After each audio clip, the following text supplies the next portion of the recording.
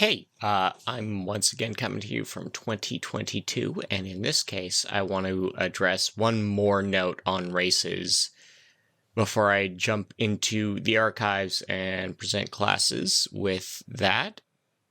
But it is specifically related to Tasha's Cauldron of Everything, and I guess now the 1D&D take on racial traits, or between the two of them, splitting the difference. How about that? And this is the question of maybe nature versus nurture versus letting players pick their perks and flaws. And honestly, yeah, let's start with the obvious. I think in Tasha's, you get the official version of a Unearthed Arcana article where you can start swapping abilities between races on the assumption that, look, if a dwarf raised among elves is not necessarily going to know how to fight giants better, and vice versa, right? Like an elf raised among dwarfs is not going to necessarily know how to work a short bow.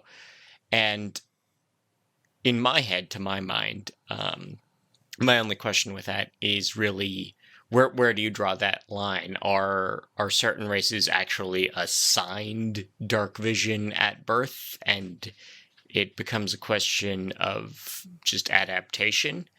Or is it something thoroughly innate? Are the racial ability scores innate? And I think 1D&D is drifting away from that. I don't think that's wrong, but I think like basically taking ability score penalties is always a bummer, and saying, oh, I want to play something offbeat. I want to be a half-orc wizard. I want to be a halfling barbarian. Playing against type that on a stats level, not just on a fiction level, is a bummer, and eliminating those bummers is probably a good way to go about things. But I think better DMs are very welcoming of this sort of idea that, like, no, play the halfling barbarian, have your bladed gauntlets or whatever, like whatever thing that bridges that gap, exceed the limitation. But that's not a guarantee, and I don't think any game creator can leave things to individual DMs to fix and admit that they're good designers.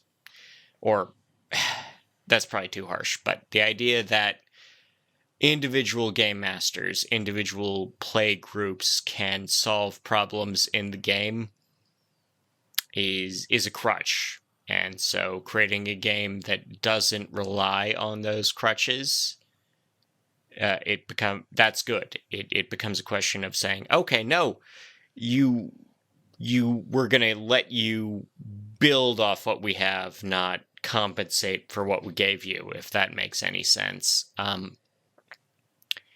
At the same time, I think if a player came up to me and said, oh, yeah, no, I'm a Warforged and I was raised by Yuan-Ti, that doesn't necessarily pass the smell test. That's probably someone who is like trying to come up with some sort of cheese ball combo that lets them dual wield great axes and also work a staff of fireballs with their butt cheeks or something.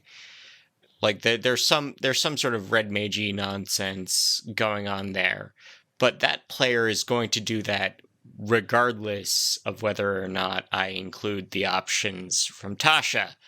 And that's really it. I think it comes back to, again, negotiations. It's like, hey, I want my character to do this. I do not want to have the bummer factor of this idea, or I just want to reflect that more thoroughly in my character, and let's build that. Again, all D&D, all tabletop role-playing games is dialogue between game master and player, and even between fellow players. It's about collaboration. It's about creating things that make sense. And I don't know, like I'm that's it. Like, eliminate the things that feel bad. I think it would be hilarious if there was a web supplement to Tasha's that sort of established that, oh no, these like dwarves are just born with the ability to detect north when they're underground. So if you hold one by the ankles in a well, they'll just suddenly know which way's north. That's hilarious. But it's also not like a must-have thing. It's not a must-know thing. And I guess that's where I have to say I am in favor of letting the actual stats be flexible vis-a-vis character race. But again, I will say that in the next one, it'll be back to past me talking about barbarians as he thought of them in the past. If you would like me to revisit a particular race, I think I'll just leave a link to my Ko-fi. And if you donate to the Ko-fi, I will tell you what I think of turtles or what have you. But until next time, like, comment, subscribe, tell a friend, do whatever. Have a good one.